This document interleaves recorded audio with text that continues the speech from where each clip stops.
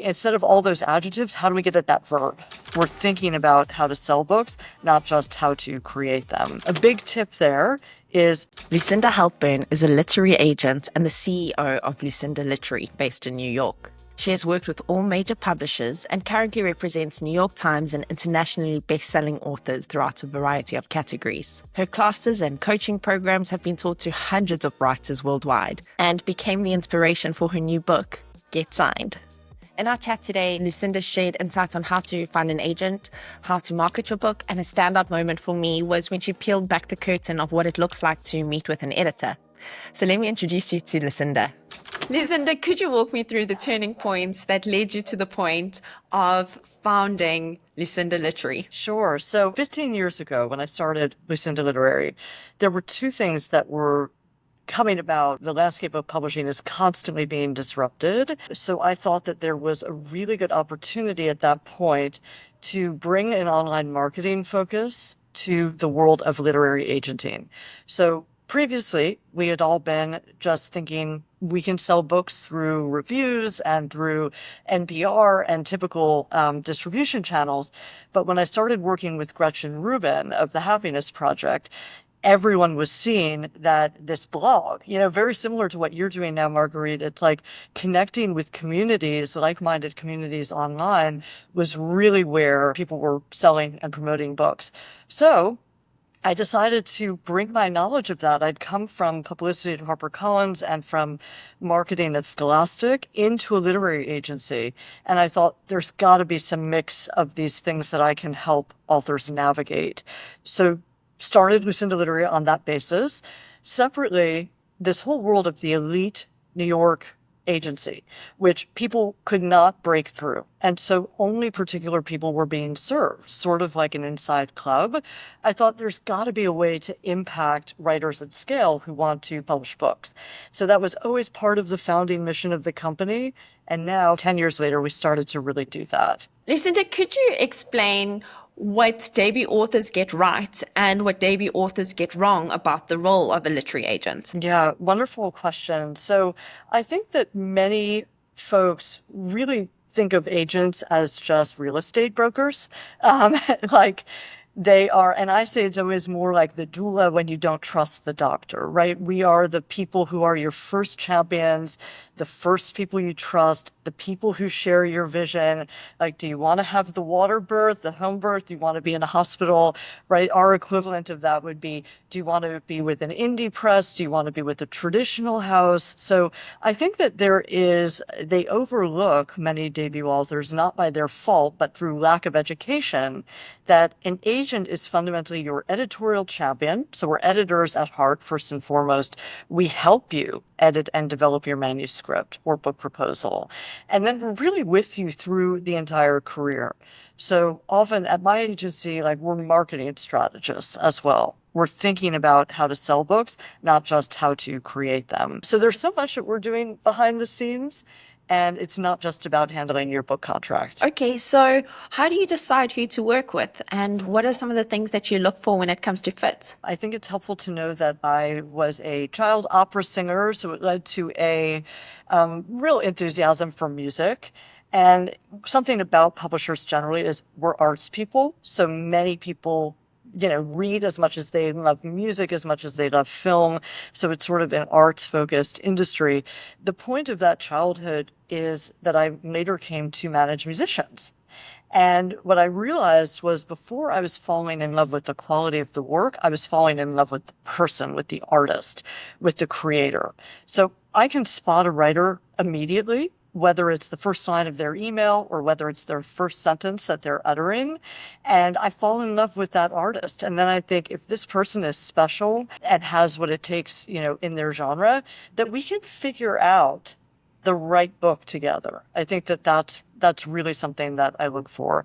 I can tell right away if I have chemistry with that person. I can also tell if they will be good presenting to my publishing contacts in a room, right? If they'll have chemistry with editors today. A big tip there is be open and be collaborative. Editors love to hear that you're going to receive their feedback, even if they trust you as the visionary. I think that for me personally and for agents at Lucinda Literary, a commercial flavor whether it's a novel that has a great opening hook and is really engrossing, or whether it's what we call a big idea book that has something that's really counterintuitive and revelatory, like a statement that's being made. Those are the sorts of things that get me really excited. And in memoir, just remember that we're really reading for the screen. So anything that feels like, in 1992, I was born, and, step play by play of your life. And it's so interior that we can't see it on a screen. This is, as in novels, as in memoirs, it's going to be a struggle because really the long life of books in those genres is in book to film. So those are some of the things I like. And from a writing standpoint, I really like essential spare prose. I'm a big fan of the book On Writing Well, and it's incredible how much repetition is a bother for me as it is editors. So it's like, how do we, instead of all those adjectives, how do we get at that verb? Right? How does that one statement really impact versus all of these different words? And I think, like everyone, especially in fiction, characters that move me, that I can root for, world building that transports me, and relating while learning something new. It's very interesting that you mentioned bringing an author into, did you say publishing, or to meet an editor? I never knew that authors could go there. Could you maybe paint a picture of what that side of the process looks like? So it's fascinating in the way that you and I are hopping on a Zoom, a video. You're in South Africa, I'm in New York City. What's now happened with the Zoom world is that authors can meet with editors in this format without having to fly into New York and meet with them. So that has become part of the selection process. And what that means is that an agent's job is increasingly to prep them in how to present their ideas. So for nonfiction, this is essential. It's very, very rare. I've never seen it happen where a publisher will acquire a book without having met the author. And even in fiction now, you see a lot of editors wanting to talk to those novelists, mainly about not just the idea that they have, but their ideas for future books to see what sort of range or career they have ahead. Wow, thank you for pulling back that curtain. Very Yes, exciting. exactly. It happens as part of almost every submission process. Wow. So, what are 3 to 5 things that you would recommend a debut author does before querying their book? Sure. So I have this book I want your listeners and viewers to know about. Get Signed. It's Find an Agent, Land a Book Deal, and Become a Published Author. That is the definitive book on the query letter that has the whole anatomy of a pitch. It's put in a way that are sort of like fresh and more accessible language to things that you've heard before, things you haven't heard before. So just a few of those things are really like this idea of testing your elevator pitch orally. So going out telling everyone you're writing a book, people get very scared about this. They're like, well, it's not under contract. I'm not a published author. My idea is you tell everyone you're writing a book, you never know what door is going to open. That's exactly what happened with me in The Doctor becoming the patient, The Agent becoming the author. I was out to dinner with a friend. The check arrived. I said, I'm planning to self-publish this little book called Get Signed. And when I told her about it, it's an editor at Hay House, which is now a part of Penguin Random House. She said, don't self-publish that. We want to commission it. It was literally as the check was arriving. So never miss that vital opportunity to try on your pitch and to road test it. So in Get Signed, I talk a lot about road testing, and social media can be a great place for it. A Substack can be a great place for it. What do you think of my title? Those sorts of things, actually, packaging, title. Does this strike someone as bold and new, or does it strike someone as soft and familiar? These are the things that you are going to understand when you're really talking and communicating with your target readers. Again, so many things to say. I think trying a trusted editor, finding one who you trust, whether you're paying that person or whether it's someone who is a voracious reader and is going to be critical and not just a sycophant, but telling you where you can strengthen your pitch is important. A comps first approach. So comps are comparative titles, and they are another peel back the curtain moment. What editors are using as the metric for, do we want to acquire this book or not? It's what they've published well or what they wish they had published almost unilaterally influences their decision to buy a book, which means that when you're querying agents, you also have to think about what they've had success with, right? And if you're just sort of shooting in the dark and not doing your research, that's really going to be a problem and it's going to show. Um, I think another thing to say, maybe this is the fifth because there's so many, but getting visible online. So it's like, if your agent is going to be your lifetime partner, would we take a date without Googling you? No. Like, of course we would Google you. So if you have zero visibility, that's going to suggest you don't have the wide audience that an agency like ours would need to take your pitch to a publisher. Wow, okay. So AI is big and Yes. booming and everyone's talking about Yes. it and a lot of Yeah. people are terrified by it. Do you think Yes. that there's any way that AI could contribute towards certain elements that a writer has to face on a daily basis? And what would you say are some things that writers should steer clear of when it comes to AI? And any thoughts you have on AI? The floor Yeah, is of yours. course. So much to say on that, but I like the optimistic take and outlook, right? Because I think there's a lot of fear around AI. Obviously, in the world of IP, there is a lot of sort of copycatting, which is really terrifying. However, I think that where I've found it really helpful and have actually guided my authors to use it is in encapsulating their thoughts, their ideas, their writing in tighter ways, using it as a thought partner, as a sort of, does this sound boring? Where did I lose you? Can I set this up in a more compelling way? Really asking them as you would a reader. It's like you have all the time in the world. You have this companion to sort of ask those questions. How terrific would that be? So just some title options. And then keep probing the technology until you get to something that feels really authentic to you. So I do think that it will be a tool. If you can't fight it, join it. We're going to have to use this as a resource and hopefully in the right ethical ways. So that's sort of how I'd use AI. I would not ever take it unedited, untouched by a human to a publisher. I think that's not ethical. It's dangerous. It has to be you. And again, to our point about having Zoom meetings, so much of what a publisher is hiring you for, is engaging and paying for, is your delivery of your own content. So that part has not yet been replicated by AI. You have to show up and know your content and deliver it to the media, social media, and to readers. So you've written a book. How did you go about writing and marketing at the same time? And do you have any tips for debut authors on how to market and write their book at the same time? Sure. I mean, a part of the intrigue of writing a book, which is the hardest and most rewarding thing maybe top five I've ever done, along with starting a company because it does become a baby to you, is going on the journey with my authors, being able to, from a very empathetic, compassionate, authentic standpoint, say, oh, I've been where you are in building that platform, reaching out for that blurb from someone who's on your wish list, not getting, getting rejected, getting the bad Amazon review. Really building the platform has been a big piece and it takes a ton of work. I think that choosing, because that can feel so overwhelming to authors, particularly those who are in midlife or older, I think of it two ways. One, find the channel that works for you. For me, LinkedIn is really where I live personally. I'm a text person and a writer. I reach a lot of self-help and business authors. I'm an entrepreneur, so I like to talk about those topics. And I like to talk about the professional side of publishing. So for me, that's a good use of my time to really commit to and to spend 5 minutes of my day trying to craft a great LinkedIn post. So that's for me. For you, it could be Instagram and TikTok. Like that's a wonderful place to be, especially as a writer today in any genre.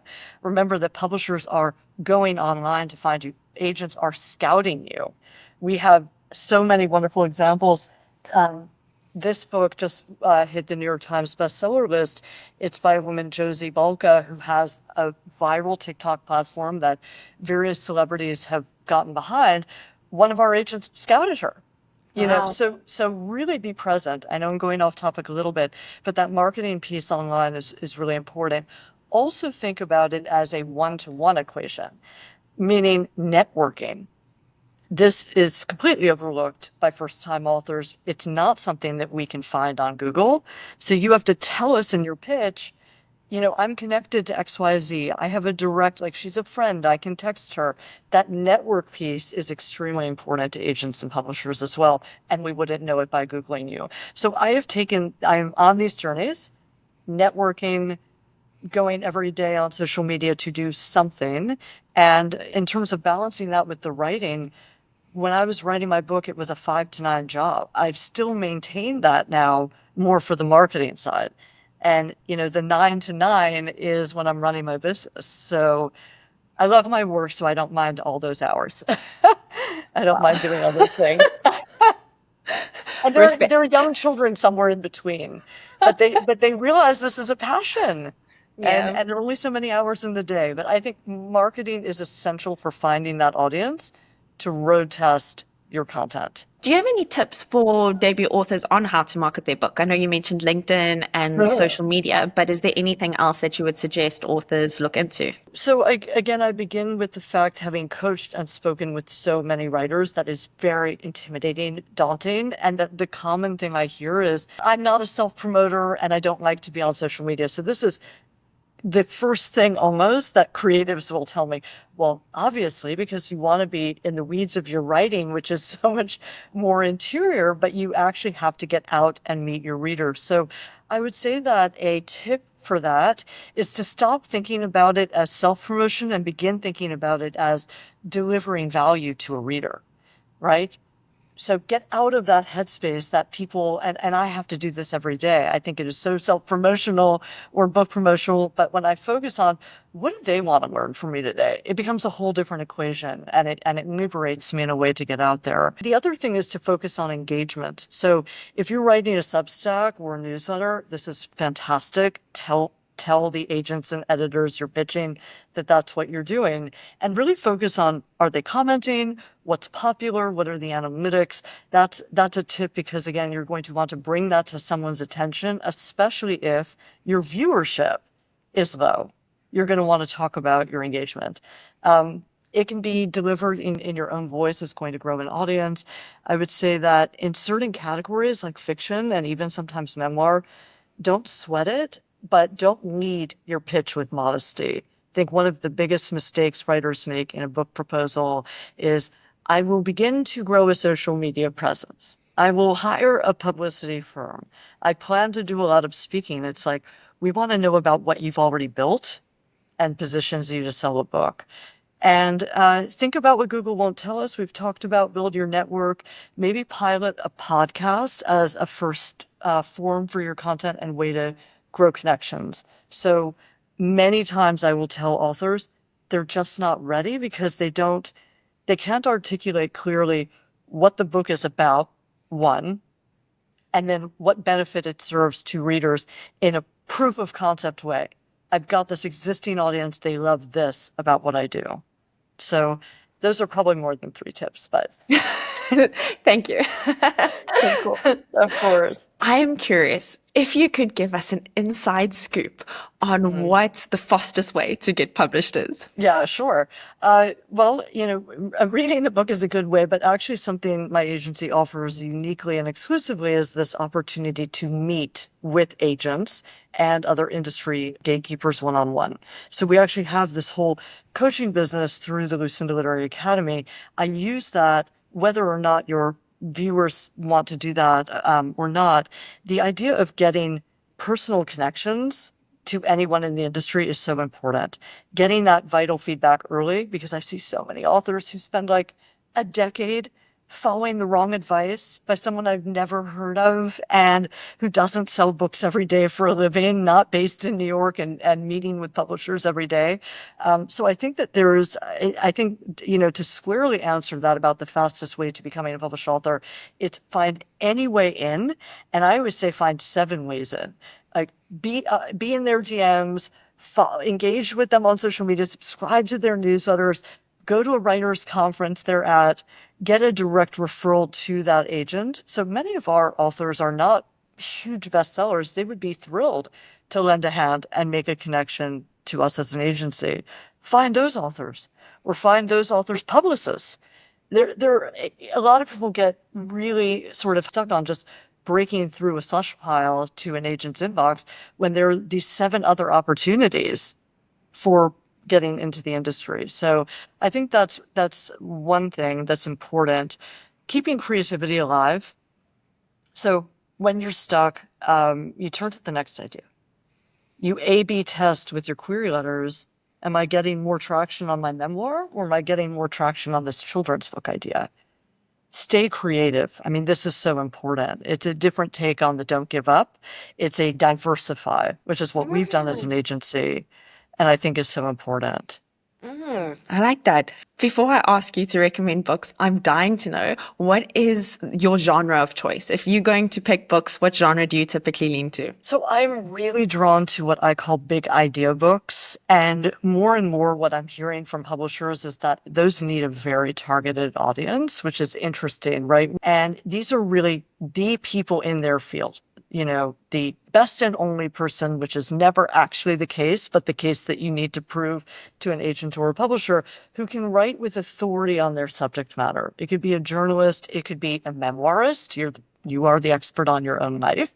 It could be a novelist who is bringing us into a world we wouldn't have access to otherwise. These are the sorts of big ideas that I am really inspired by. And I think that what I've been told from my first boss at HarperCollins, it's like, we want books that entertain and enlighten us. And so if your book hits that sweet spot, I think you will have a very good chance with an agency like ours. Could you please just mention 3 books that have made you smile or that have moved you recently? And this was a hard one to answer because, as you can imagine, so many books that I love. I would say I'm looking for the next Careless People. So incidentally, that was represented by my boss. That's the book about someone who was very high up at Facebook, now Meta, who was writing sort of an expose, but it was more than that. It was a narrative about how Facebook was built when she came in, and it was just sort of like a 6-person office, then to how it became a global empire. There's a whole sort of political thread of how it was perceived in other countries. We travel with her to other countries. We learn about them. Then it's a story of a mother, a wife who is sort of struggling with work-life balance. And it really, it was so wonderfully written. So it gave us all of those things, but it was just wonderfully written and witty and engrossing. Plenty of people read it for different reasons. I think fundamentally I admire the courage. I think that's so groundbreaking that I'd like to work with people like that. So the sort of like business narrative, expose, writing that sparkles, courageous act. Wow. A true story. These are really wonderful things. So I did have my quibbles with it because I read everything like an editor, unfortunately, but very few. I would say on the sort of typical of what we do at Lucinda Literary, one would be Think Again by Adam Grant. One would be our own book, Buy Back Your Time by Dan Martell. As a business thinker, entrepreneur, these were books that were really, really groundbreaking for me. Think Again, summing that up, would be engage with skeptics, like see things a different way, would sort of, but he has really tactical, memorable ways to do that. And of course, the research backing, I think, is fabulous. Buy Back Your Time. Dan is a CEO and a coach. He's built a business that I would love ours to be. And he's developed this framework for how entrepreneurs who are really drained and burnt out can actually audit their time, buy it back, and delegate more effectively. So I thought that was terrific. And then in fiction, which is actually what I love to read most because it's an escape from work of all kinds, I thought Wellness by Nathan Hill was fantastic. I liked that because it had this really sort of cool spin on the skepticism of the wellness world. So a lot of humor, a lot of eye winking with the reader, winks to the reader, but also incredible writing and very just deeply moving marriage themes. Love family sagas. I think I'm like so many midlife New York moms who just gulp that stuff up. Love God of the Woods. I enjoy rural settings, so God of the Woods was a great one. Peter Heller is a fabulous literary author who uses rural settings well. I essentially love everything that my friend Jenny Jackson at Knopf publishes. Like if she publishes, and she interviewed for Get Signed, she's got some wonderful advice in my book for fiction authors, but everyone she publishes, I think, oh, of course she did it. It was her. So I'm actually a reader who looks at the acknowledgments first, right? Oh my gosh, I love Yeah. that. When you get through a whole book and you get to that part, I feel like I know the author so well. I'm like, yes, Yes. who we thinking? Let's go, girl. Yes, exactly. And for me, I want to know, I know all of these people. So I want to know who created this fantastic book. Right? Yeah, I don't know anybody. I'm just like, thanks, mom. Thanks, buddies. Thanks, editor. Exactly. But you can tell a lot about a person that you want to, like, is this person real and wonderful and genuine, or are they on an ego trip? You can tell all of this by the acknowledgments. Yeah, exactly. Awesome. Well, thank you so much. Really appreciate it.